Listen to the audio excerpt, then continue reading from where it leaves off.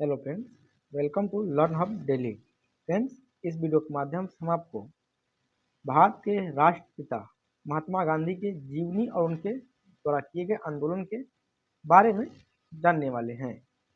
तो आप चैनल पर नए हैं, चैनल को सब्सक्राइब कर लीजिएगा, वीडियो को लाइक कीजिएगा। उनके बारे में वैसे क्वेश्चन बताएंगे हम आपको जो एग्जाम में कई बार पूछे हुए हैं, तो लास्ट तक बने रहिएगा। चलिए देखते हैं महात्मा गांधी के जीवन और आंदोलन। नाम की बात करेंगे मोहनदास करमचंद गांधी। इन्हें उपाधि मिली राष्ट्रपिता बापू की इन्हें उपाधि दी गई है। वन मैन ऑफ बॉन्डी फोर्स, यह भी उपाधि इन्हें दिया गया था लॉर्ड माउंटबेटन की तरफ से। राष्ट्रपिता की उपाधि सुभाष चंद्र बोस की तरफ से दी गई थी। सुभाष चंद्र बोस को नेताजी के नाम से भी जाना जाता है, ये भी आप ध्यान रखिएगा। और सुभाष चंद्र बोस को नेताजी की उपाधि हिटलर के द्वारा मिला था। महात्मा गांधी के जन्म की बात करेंगे 2 अक्टूबर 1869 में हुआ था, और इनकी मृत्यु यानी निधन की बात करेंगे तो 30 जनवरी 1948 को इनकी मृत्यु हुई थी। इनके पिता का नाम करमचंद गांधी था, माता का नाम पुतलीबाई था। आप ध्यान रखिएगा। आगे बढ़ेंगे, देखेंगे गांधी जी अफ्रीका गए थे 1893 में। पहला सत्याग्रह इन्होंने अफ्रीका में 1906 में किया था।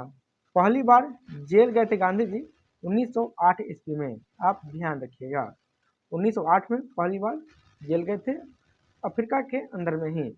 पहला सत्याग्रह 1906 में इन्होंने अफ्रीका में ही किया था। गांधी जी जो है 1893 में अफ्रीका गए हुए थे। इस बात को आप ध्यान रखेंगे। आगे है कांग्रेस के अध्यक्षता जो है गांधी जी 1924 में बेलगांव अधिवेशन में इन्होंने कांग्रेस की अध्यक्षता की थी। 1924 बेलगांव अधिवेशन।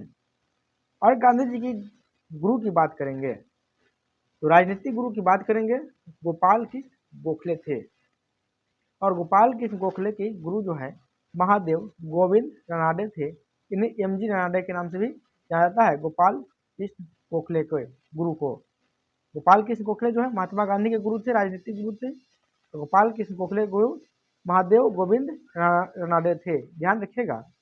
आध्यात्मिक गुरु की बात करेंगे महात्मा गांधी के तो रामचंद्र जी थे, आध्यात्मिक गुरु थे महात्मा गांधी के। आप इसे भी ध्यान रखेंगे। आगे हम बढ़ेंगे और अन्य जानकारी विशेष आंदोलन की हम बात करें, विशेष आंदोलन की हम बात करेंगे इनके बारे में। तो गांधी जी जो है अफ्रीका से 1915 में लौट आए थे। यहाँ पे एक बार एग्जाम में पूछा था कि गांधी जी कितने वर्षों तक अफ्रीका में रहे थे। ये क्वेश्चन एक बार एग्जाम में पूछा गया था। तो लगभग 22 वर्षों तक गांधी जी जो है अफ्रीका में रहे थे। आप ध्यान रखिएगा, एक बार एग्जाम में पूछ चुका है कि कितने वर्षों तक गांधी जी अफ्रीका में रहे थे। आगे हम देखेंगे साबरमती आश्रम का स्थापना जो है गांधी जी 1916 में किए थे। चंपारण सत्याग्रह 1917 में इन्होंने किया था। राजकुमार शुक्ल चंपारण के एक किसान थे। इन्होंने 1916 में गांधी जी से कांग्रेस के लखनऊ अधिवेशन में मिले और इन्होंने चंपारण के किसानों के बारे में बताया, उनकी जो परेशानियां थी उसके बारे में बताया था। किस तरह से अंग्रेज जो है यहाँ के लोगों से, किसानों से नील की खेती करवाता है और अपने मनमानी रेट देता है, मतलब कम मजदूरी जो है उसका मूल्य देता है, और ज़बरदस्ती जो है 3 कठिया पत्ती यानी 3/20 भाग पर जो है वो नील की खेती करने के लिए किसानों को मजबूर करता है। ये बातें गांधी जी को 1916 लखनऊ अधिवेशन में राजकुमार शुक्ल ने बताए थे, जिसके बाद गांधी जी 1917 में चंपारण सत्याग्रह किए थे। अहमदाबाद अहमदाबाद मिल मजदूर आंदोलन 1918 में किए थे। खिलाफत आंदोलन 1919 में गांधी जी द्वारा किया गया था। असहयोग आंदोलन की बात करेंगे 1920 में इन्होंने किया था। महात्मा गांधी ने 1920 ईस्वी में असहयोग आंदोलन, रॉलेट एक्ट और जो है जालियांवाला बाग हत्याकांड के विरुद्ध में असहयोग आंदोलन शुरू किए थे। आप ध्यान रखिएगा। असहयोग आंदोलन को जो है 1922 में गांधी जी के द्वारा वापस ले लिया गया था। दरअसल बात ऐसा हुआ था कि 4 फरवरी 1922 को गोरखपुर के नज़दीक में एक थाना था, चौरा चौरी जगह था, वहाँ पे एक थाने में क्रांतिकारियों के द्वारा आग लगा दी गई थी, जिसमें 22 पुलिस वालों के साथ साथ 25 लोगों की मृत्यु हुई थी। यानी 22 पुलिस वाले और 3 आम नागरिक, टोटल 25 लोगों की इस थाने में जल करके मृत्यु हो गई थी। इससे आहत होकर गांधी जी ने 12 फरवरी 1922 को असहयोग आंदोलन को वापस ले लिए थे। आगे हम देखेंगे दांडी यात्रा की बात करें 1930 में हुआ था।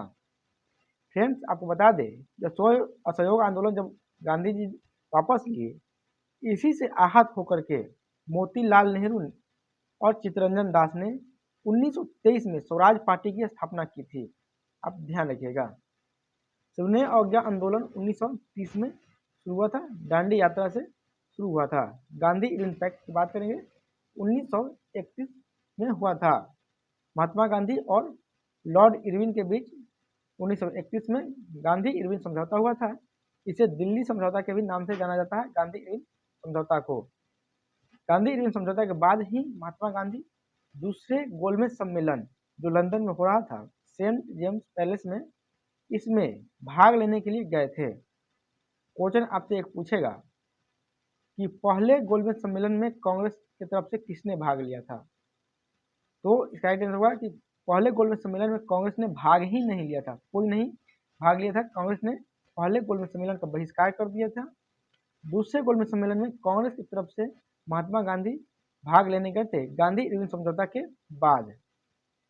फिर तीसरे गोलमेज सम्मेलन में कांग्रेस ने भाग नहीं लिया क्योंकि दूसरे गोलमेज सम्मेलन में कोई परिणाम नहीं निकला था। इस कारण से पूना समझौता 1932 में हुआ था।